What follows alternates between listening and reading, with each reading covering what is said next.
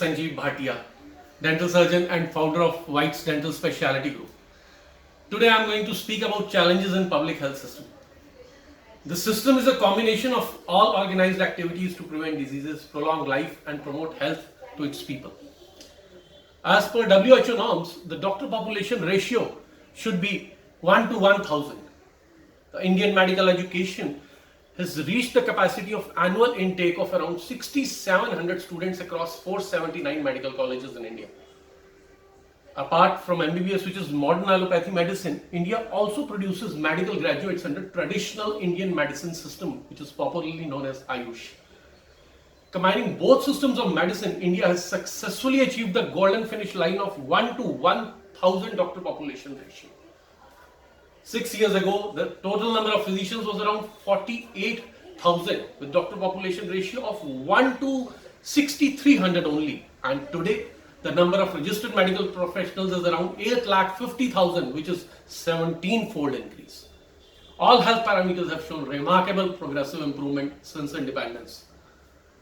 In spite of this progress in health sector, India is still facing public health challenges.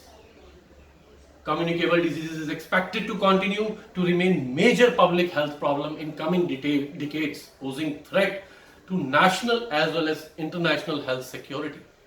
HIV, TB, malaria and other communicable diseases outbreaks will continue to challenge public health. Resistance to antimicrobial drugs is a big challenge which humanity is facing. It's another big problem.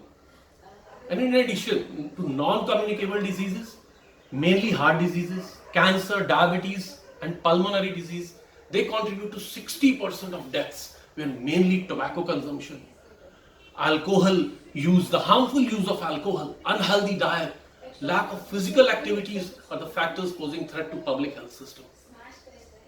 The third biggest challenge public health system is facing is the infant mortality ratio, IMR, the death of infants. Though IMR, which was 81 in 1990, but as per WHO has declined to 41.4 per thousand live births. However, it is still lower than the global average of 33.6. Mortality rate is declining, but the decline is slow, and this needs a lot of attention. Non-government organizations, they have a long history of active involvement in the promotion of human being as well. They also provide important links between community and government. NGOs possess certain strengths and characteristics that enable them to function as effective and dynamic agents in this process.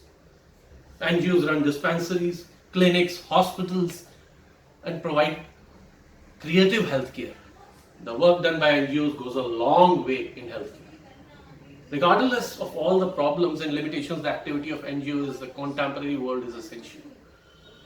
NGOs are proving to be the agents of change. In times to come, they will play a significant role in providing healthcare to poor and needy.